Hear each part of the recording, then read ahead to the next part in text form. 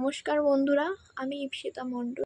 ছোটবেলা থেকে একটা জিনিস আমি লক্ষ্য করে আসছি, যদি কোনো ছেলে বাড়ি ফিরতে তার 12টা-1টা বেজে যায়, সেটা নিয়ে কেউ কোনো মাথা ঘামায় না, কোনো মন্তব্য করে না, কোনো কিছু কারো যায় আসে না। কিন্তু তার পরিপ্রেক্ষিতে যদি কোনো মেয়ে বাড়িতে দেরি করে ফেরে, অর্থাৎ মেয়েদের দেরি করা মানে সেই 9টা-10টার কথাই আমি বলছি, যদি কোনো মেয়ে 9টা-10টার সময় বাড়িতে ফেরে, তাকে নিয়ে খুব মন্তব্য করা শুরু হয়ে যায় পাড়ার লোকেদের, আশেপাশের লোকেদের, সমাজের ছেলেদের, সবার। যদিও সেই মেয়েটা কোচিং থেকেই ফিরছিল, তাকে এরকমভাবে অপমান করা হয়, যেটা আমার সাথেও হয়েছে। হ্যাঁ, আমি একজন মেয়ে, আমার সাথে সেম জিনিসটাই হয়েছে, যে একটা মেয়ে বাড়ির বাইরে কেন এতটা টাইম। হ্যাঁ, এই জিনিসটা একদম সত্যি। যদি কোনো মেয়ে কোচিং থেকে ফিরে, বা কোনো ইন্টারভিউ দিয়ে ফেরে চাকরির, বা কোনো কর্মসংস্থান থেকে ফেরে, বা কোনো আত্মীয়ের বাড়ি থেকে ফেরে, তাকে নিয়ে এরকম খুব মন্তব্য করা হয়, মেয়েটা নিশ্চয়ই ভালো না, তাই বাড়ির বাইরে গেছে, মেয়েটা নিশ্চয়ই বাজে। কিন্তু তার পরিপ্রেক্ষিতে যদি একটা ছেলে খারাপ জায়গা থেকে ফেরে, খারাপ কাজ করে ফেরে, বা নেশা ভান করে ফেরে, আড্ডা দিয়ে ফেরে রাত 1টা-2টোর সময়, তাকে কেউ কোনো কিছু বলে না, কারো কিচ্ছু যায় আসে না, মাথা ঘামায় না কেউ এসব ব্যাপার নিয়ে। হ্যাঁ, আমাদের সমাজটা এরকমই।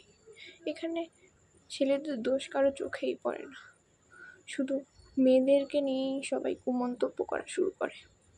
এর পাশাপাশি অনেক উদাহরণ আছে। একটা ভিডিওতে তো সারা দুনিয়ার সব কিছু খুলে বলা সম্ভব না, ফুটিয়ে তোলাও সম্ভব না। আমি যতটা পারছি ততটাই আপনাদেরকে বোঝানোর চেষ্টা করছি আসলে জিনিসটা আসলে কি। আরেক দিকে যদি দেখা যায়, আমি একটা জিনিস লক্ষ্য করেছি, ফ্রেন্ড সার্কেলের মধ্যে যদি একটা মেয়ের সাথে কেউ খারাপ আচরণ করে, বা একটা মেয়ের সাথে কেউ ঘেঁষাঘেঁষি করে, বা তাকে টোন কাটা শুরু করে, বা তাকে খুব মন্তব্য করা শুরু করে, তখন মানে তার ছেলে বন্ধুদেরই কথা বলছি, কোনো মেয়েকে যদি এরকম করে, কোনো বান্ধবীকে, তখন লোকেই বলে, বা সেই ছেলেটাই বলে মেয়েটা বাজে, তাই আমাদের কাছে এসে ঘেঁষাঘেঁষি করছিল এরকম বা কিছু।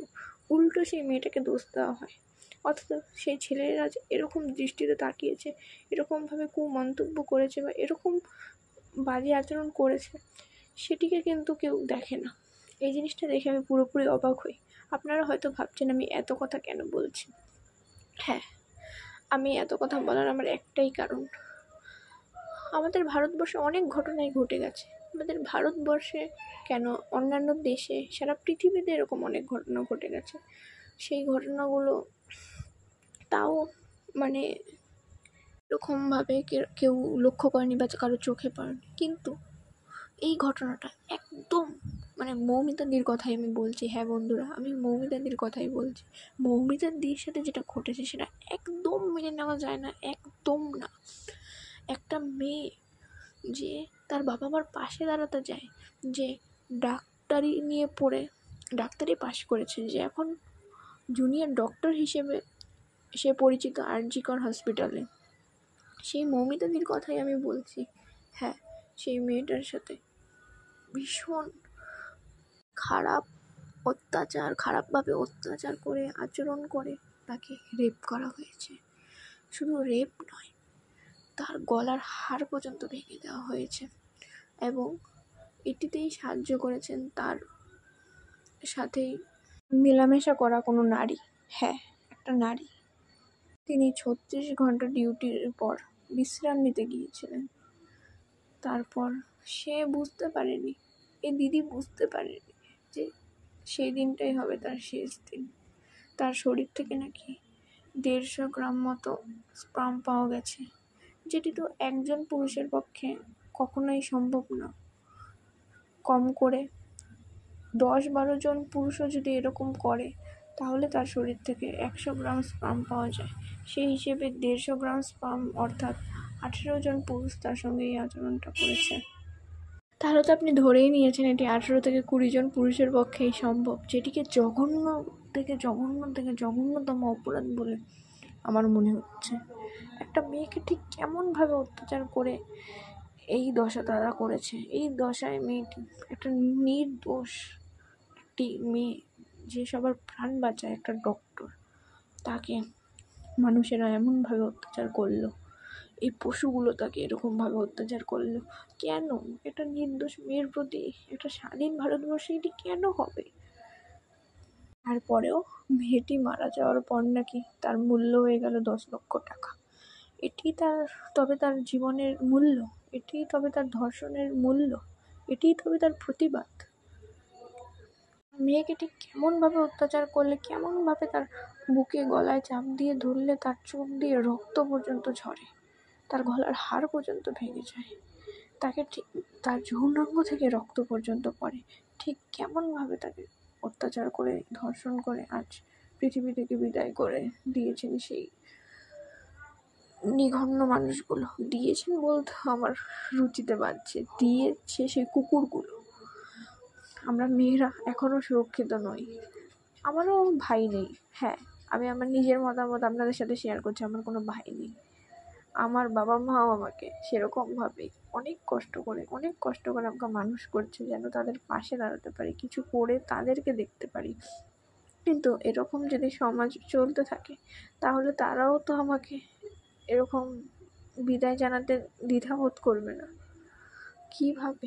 কিভাবে তারা নিশ্চিন্ত থাকবে তার মেয়েকে বাড়ির বাইরে পাঠিয়ে? আমার সত্যি কথা, মানে এটা সহ্য আমি করতে পারছি না। যা হয়েছে আজ এই দিদির সাথে, মৌমিতা দিদির সাথে, একটা নির্দোষ মেয়ের সাথে, মানুষ কতটা নিচে নামলে ঠিক এটা হয়।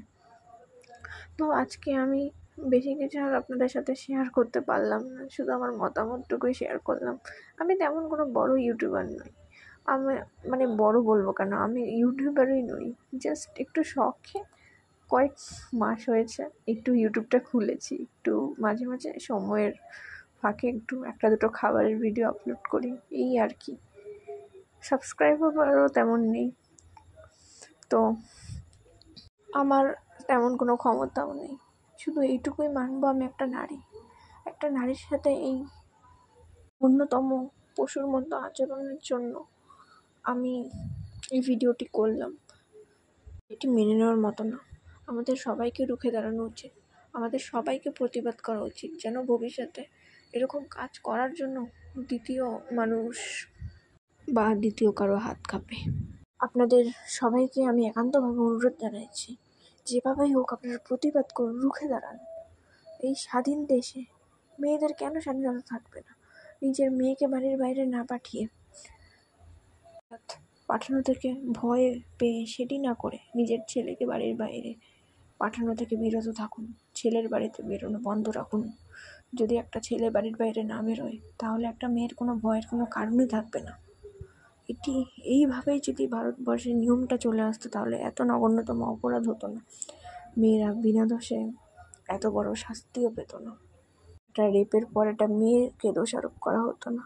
রেপটা তো অ্যাক্সিডেন্ট, যেরকম গাড়ি অ্যাক্সিডেন্ট হয় ভুলবশত, ঠিক সেরকমটাই। আর এই অ্যাক্সিডেন্ট যেন না হয়, সেই কুকুর পশুগুলো, ছেলেগুলো যেন মেয়েদের সাথে এই আচরণটা না করে, তার জন্যই আমার এত বড় ভিডিও। প্রতিবাদ করুন, রুখে দাঁড়ান।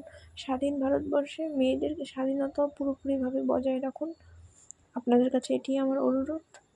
দেশের নিয়মটা পাল্টান, যেন এই কঠোর এবং খুনিকে কঠোরতম কঠোর সাজা দিন, যেন এই কাজ করতে দ্বিতীয়বার তাদের হাত কাঁপে। তো এইটুকুই আমার বলার ছিল। ভালো থাকবেন সবাই, বোনেরা সুস্থ থাকবেন। নমস্কার।